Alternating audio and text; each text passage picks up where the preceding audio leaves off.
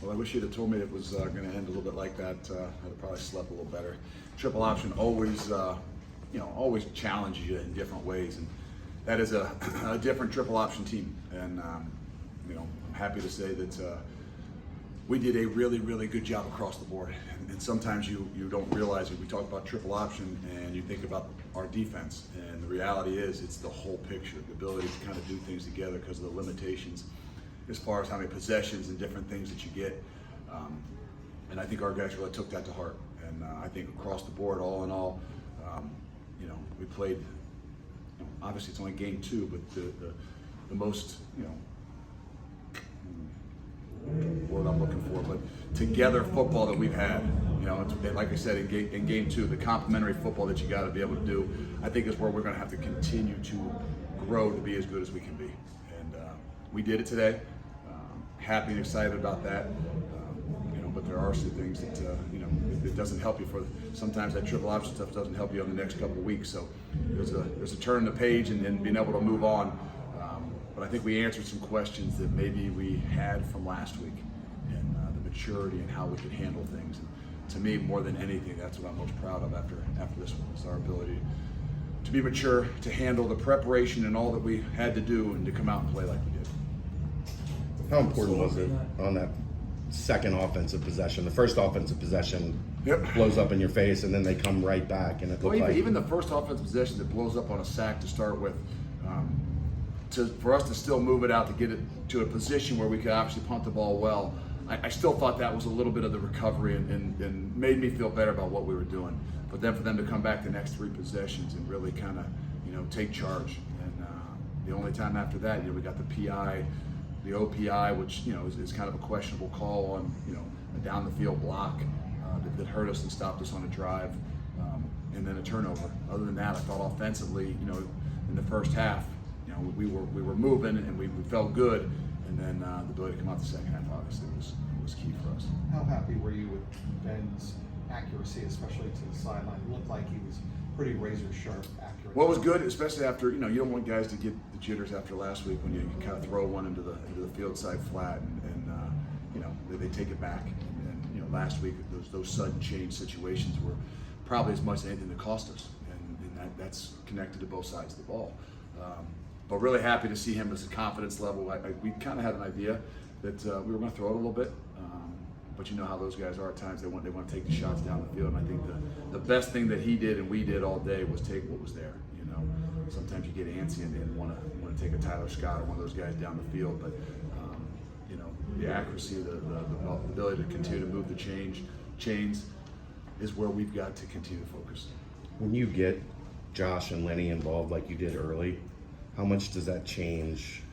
Well, I know for us defensively, it's difficult when people have those 2 tight ends that can do a lot of different things. And I'm sure it's similar to the other people that we play, but they're both guys that bring a lot of different value. I mean, it's not just catching the football, but blocking as well. And their versatility gives us a chance to make people have to play us differently, I think, as an offense. And we're going to continue to grow with those guys. There's opportunities for both of them. Sometimes you say, well, okay, Lenny's the guy that plays inline and Josh the guy that flexes out, and the reality is what makes those guys so good is their ability to do both. And we'll continue to grow with that. I know that Ben loves the big targets, and I know those guys are not just a part of the passing game, but they're a big part of the running game as well. You mentioned the running game. Charles McClellan had a big day, 10 carries, 66 yards. Talk about what it was like to see a performance like him for stepping in for Ryan Montgomery. Well, it's good to see kind of back-to-back. I know he may only ran the ball 10 times for 66 yards, but I thought after last week's performance, him to come back out this week and do what he did, to stay on to some special teams and be as valuable there as he is, just shows you kind of the versatility that he has and how we're going to be able to continue to use him this entire year. We kind of said we want to figure out who those 2 running backs are, and then you got a third guy, usually. But it is a position that you're going to see probably 3 guys, for a majority of the time. And as we continue to move forward, we'll see what kind of roles those guys kind of figure out. But I know that Chuck right now is kind of the guy that's the leader of that pack, and there's a lot of different things he can do for us. Was it important to get Miles back on his feet after? Yeah, young guy always is is. tough. It always is. And I told you guys that the camp was the to me, the most difficult thing coming out of the camp was trying to figure out what you had at the running back spot. And it just, you don't get those challenges of carrying the football in live action that often. And I don't want to say it's growing pains, but a lot of times with young guys, there are some growing pains. And hopefully Miles learned his lesson, that the ability to take care of the football is first and foremost. And I'm just glad he got an opportunity to go back in there, kind of rectify it, and come out of the game feeling really good about what he's doing. You said you wanted to answer some questions today, but I think you thought you answered some questions. But what do you think you answered? Well, I think first and foremost, it started with just who we are, that us. I mean, you took a tough one on the chin last week, and I'm not lying. I mean, when those guys came in on Sunday with a really, really good attitude. With a lot of guys were banged up. It was a physical football game, and they went out there on a Sunday and really had more focus and attention to detail than I think we'd had in a while, and it kind of showed throughout the entire week. And so I was kind of curious. We go out there, what you're playing this different style triple option team, first time back at home. Did you humble yourself? Did you challenge yourself? And then did you own it? And if you did, you come out and perform like we did today. And probably be happy to say that I think all three of those things that we brought up on Sunday that I think they did. When you played for the Bearcats, some mistakes were exposed. When you played Kennesaw State, was there any mistakes that maybe weren't exposed that you're really looking forward to addressing this week? Well, we'll see. I think we got to break down the film. I think there were some more mistakes in Arkansas that didn't get exposed. That you actually watch it, you see. Today, I don't know. I mean, I'd still obviously be able to play cleaner. The penalties is still one of those things, and I know when you get later in a game, it can get some guys that aren't in the same rhythm, and it can get a little bit sloppy. But those are the kinds of things that we got to continue to focus on. That maturity of our team is really a big deal, and as we grow, we got to grow in some other areas. And it's not just playing ball, but it's the ability to play clean. Eliminate some of those situations that we put ourselves in, whether it's obviously the very first play offensively, or the PI down the field, or some different things like that. But I thought, for the most part, I think we're addressing them, and I think that our guys recognize what we got to do to continue to grow. So we haven't had the big touchdown run, but you also look really sharp throwing the football. How hard is it, do you think, for a quarterback to sit and watch and then come in the game right away, come in and make some good throws? Well, it's really hard because you guys always ask about it too, so it doesn't make it any easier. But I kind of said to Jim Kelly afterwards, I said I'm really happy that he not only got an opportunity to play, but he got an opportunity to actually do what he can do. And sometimes you get in those situations and you get hamstringed by the coach, and hey, we can only do this, and let's just. And it was great to get him in there to let him kind of do what it is that he can do, show all the different things that he can do, build some confidence in himself as well. And we've seen it, we know it, but to actually go out there and do it and have the opportunity to do it is what's sometimes most difficult. And I tell you what, he played really well. He was sharp, and it wasn't just running the football, it was the ability to throw the ball down the field. I thought really proud of not just the way he played, but the way he's handled this whole thing, and his ability to be prepared for when that opportunity comes. It's going to be a great thing for us. 2 defensive touchdowns. How cool is it seeing Jabari and Hicks getting Well, those kind of eluded us last year. We've got our hands on a lot of balls, and I think we like to return them to like the 2-yard line, the 3-yard line, the 1-yard line, the 4-yard line. I think is where we took the balls to this past year, and we had a little thing that I don't think we had a Colerain guy that knew how to get in the end zone. Coach Combs sweared now that he's back and being a Colerain guy that the next time the Colerain guy gets his hands on the ball, he's going in the end zone. So he got it done, and I'm not sure there was anybody out there. Hicks would have had to fall, maybe, but needless to say, we found a way to find the end zone. And I mean, you can't even put a price on how much that just picks you up. I mean that defensively and all that you do, and the momentum and energy. And like I said, those are 2 things right there. I don't think we had a defensive touchdown last year, and to come up with 2 in a game like this is really big.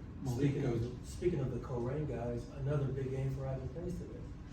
I don't know the numbers, but I know this, that those guys inside did a really good job. I think that they had said they'd rushed for 150 yards in 76 of their last 76 games, and held them under 150 yards, and it's because of those guys. It's because of the don't forget those 2 nose guard guys in there, Briggs and Jabari and Dante and Justin Watley, that did a really good job to give Huber and Pace and those guys an opportunity to fit and fill downhill. But you can see the instincts even in a triple option game. It's from the kid like that. And he's going to continue to grow. He's a big part of what we're doing. You have to mentioned be. Juwan Briggs. How important is today? He had a career high in tackles. How important is his success to the success of the defense?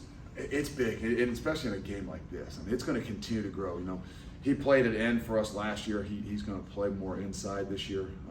You know, last year in our defense, Curtis Brooks was one of the guys I would say is the MVP of the defense.